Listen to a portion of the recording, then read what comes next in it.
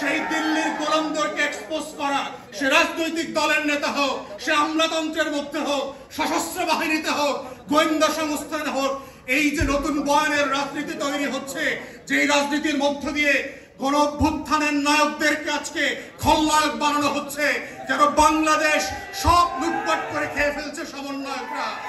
এই যে নতুন বয়ান, এই শত্রু তৈরির বয়ান হচ্ছে বাংলাদেশকে আবার আজাদি বিক্রি করে দিয়ে দিল্লির হাতে তুলে দেওয়ার বয়ান।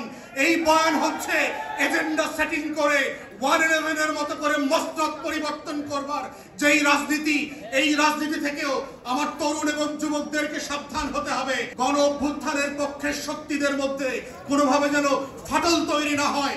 আমরা সবাই রাজনৈতিক প্রতিপক্ষ, কিন্তু রাষ্ট্র সাপেক্ষে, দিল্লি সাপেক্ষে, আওয়ামী লীগ সাপেক্ষে আমরা সবাই গণ অভ্যুত্থানের কাতারের সহযোদ্ধা।